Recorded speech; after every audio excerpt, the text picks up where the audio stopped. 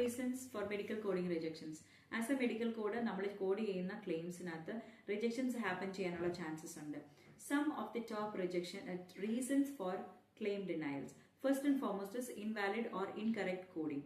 Second one is mismatching of the diagnosis versus procedure. നമ്മുടെ ഡയഗ്നോസിസും പ്രൊസീജിയറും തമ്മിൽ match ചെയ്യാതിരിക്കുകയോ അല്ലെങ്കിൽ മെഡിക്കൽ നെസസിറ്റിയുടെ റിലേറ്റഡ് ആയിട്ടുള്ള കോഡ്സ് അല്ല നമ്മൾ അസൈൻ ചെയ്ത് കൊടുക്കുന്നതെന്നുണ്ടെങ്കിൽ that can leads to claim denials. അതുപോലെ തന്നെ poor documentation. If are medical providers are not documenting the exact things, then നമുക്ക് കോഡ് ചെയ്യാനുള്ള ലൈക്ക് ആ ഒരു സ്പെസിഫിസിറ്റി കുറവായിരിക്കും. സോ അതുകൊണ്ട് തന്നെ നമ്മൾ അൺസ്പെസിഫൈഡ് ആയിട്ടുള്ള കോഡ്സും ജനറൽ കോഡ്സും ഒക്കെ അസൈൻ ചെയ്യും.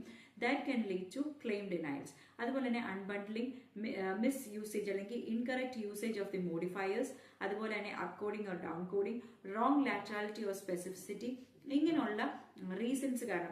റോങ് ലാറ്ററാലിറ്റി ഓർ സ്പെസിഫിസിറ്റി എന്ന് പറയുമ്പോഴത്തേന് നമ്മുടെ മെഡിക്കൽ ഡോക്യുമെന്റേഷനകത്ത് മെൻഷൻ ചെയ്തേക്കുന്ന ഇഞ്ചുറി അല്ലെങ്കിൽ പ്രൊസീജിയറിന്റെ ഏത് സൈഡാന്ന് പറയുമ്പോൾ may be the right side ആയിരിക്കും പറയുന്നത്, പക്ഷെ നമ്മൾ കോഡ് ചെയ്തേക്കുന്നത് ലെഫ്റ്റ് സൈഡിന്റെ കോഡ്സ് ആയിരിക്കും. സോ അങ്ങനെയുള്ള സിറ്റുവേഷൻസിലൊക്കെ നമുക്ക് ക്ലെയിം റിജക്ഷൻസ് ഹാപ്പൻ ചെയ്യാനുള്ള ചാൻസ് ഉണ്ട്. There are multiple reasons that can lead to the claim rejections, പക്ഷെ these are some of the top reasons that can lead to claim rejection. So always make sure that we are checking all these aspects when we are doing medical coding.